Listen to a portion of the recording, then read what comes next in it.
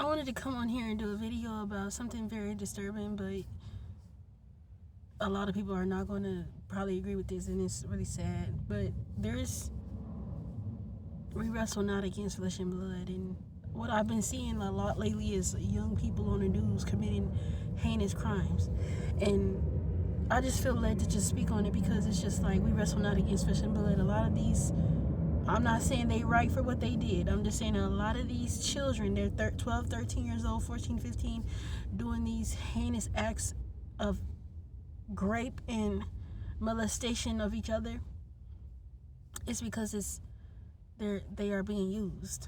Like they learn this behavior, this behavior is being projected onto somebody else because it was done to them. And so that's like literally people learn, right? They learn behavior is modeled to them. Behavior is modeled. So if they're doing it to someone else, it's because they was reflected and projected onto them. Somebody touched them, somebody molested them, somebody was having, and they probably don't see what were doing as wrong, and then by the faces that they have, I can also understand that they are tormented, right? And it's very sad that this is the world that we live in, that these children are being tried as adults instead of the behavior being investigated. I find that very disturbing. Trying children as adults and putting them in male prisons. And one thing I want to do with grown men to be possibly sexually assaulted too. And so, like, because the system is not protecting these children, and I find it very hard to that I find it very disturbing that the world literally will ridicule you for bad behavior instead of finding the root of it, instead of understanding where it actually is coming from. And I'm not saying they were right for what they did. It was wrong. It was heinous. It was disturbing. But one thing I want to say is children are taught behavior. The behavior is modeled, and that's very important, right? Why this is happening, why are this behaviors being exerted, and where is it stemming from, and where is it coming from. And this is a big world, and everybody can't do the work, but we have to do the accountability part of it, that we wrestle not against flesh and blood, and that the evil and chaos and violence being done to other people is because it was possibly done to them, and they are mirroring the behavior to other people. It's projection. Okay, and so we got to do a better job as people that are studying psychology and or social work to understand that this is what's happening. Also, the system, that means the principality of evil, the confusion, the demonic fortress, which is the system. It's a demonic fortress. Somebody said nobody even knows what the system is. The system is a demonic fortress built around the objection of God's order. Okay, so the system entices you to violence. The system forges you into basically a cocoon where you actually internalize everything that's being done to you, and it makes you basically a victim of what is being done to you. Okay, and then you go out and do it to other people because you don't have an outlet, you don't have the ability to. Because what God does for me is He allows me to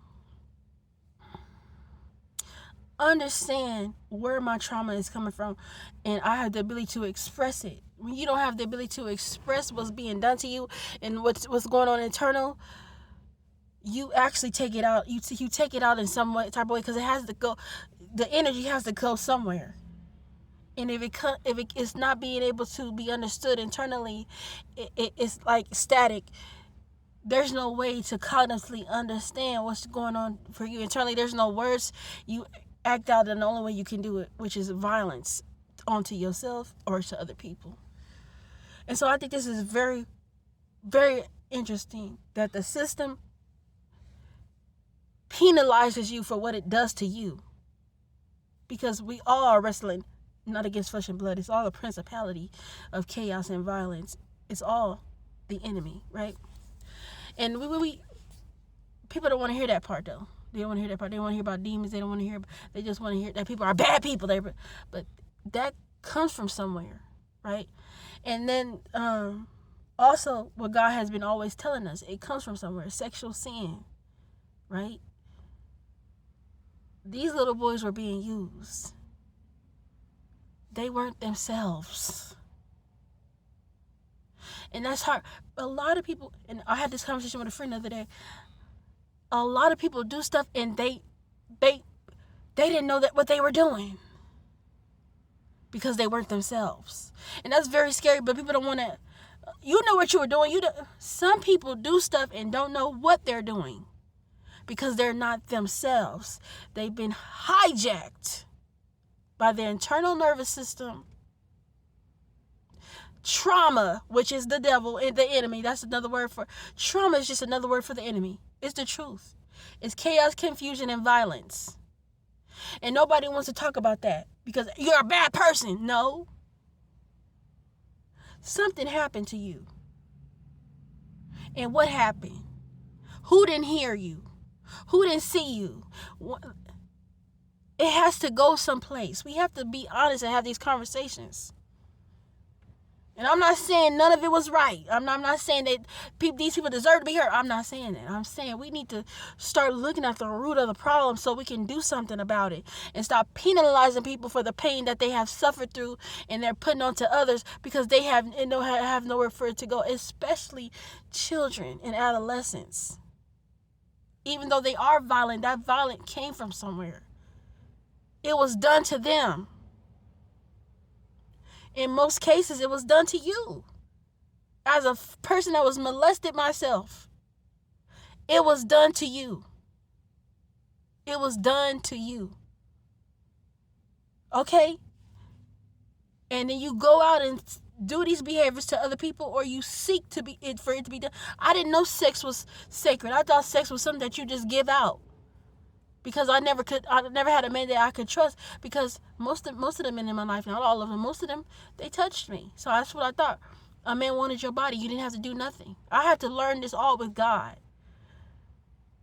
That I didn't have to give my body to no man. That a man wouldn't want to have sex with me. But I learned this and I took it into adulthood. That it was okay for me to let a man have my body because he took me because he said he loved me. Only if he said it. He didn't have to show it. And a lot of us that act out in promiscuity, a lot of us that act out in sexual sin is because you've been touched before. I don't care what nobody say. You've been touched before and you learned that behavior was okay. And so you do it. You go out there and you're overstimulated, and you allow people to cross your boundaries and have sex with you, and you are not married. You do it every night at the club, and it's the same type of thing. It's nothing different. The only thing is you are cognizant of what you're doing. These children weren't. Their brain wasn't developed enough to understand. Hold on, my phone about to die. Okay, I'm sorry, my phone was about to die. So, you have to understand, it's broad, but it's just like, I know that the enemy is working to break down the father in men. So he humiliates them. And rape is a humiliation. It's about power. It's about dominance. And this is being done in the prison. I talked about this before. But the enemy wants to emasculate you. We have to see him as a human, as a person, and stop thinking, it's all in the same pretense. It's not objective. We need to see him for who he is. Recognize the fruit for what it is. Destruction, right? So I really it's sad. This is how I feel. Think about it. We need to undo the work, deep work, the rooted work of what it means when people to get a better society. We need to understand why it's happening, and there's a reason why. And everybody's looking at everything on the surface, and they're not looking at the vitality of what life actually is, and the code that God gave us to figure out how to get rid of it.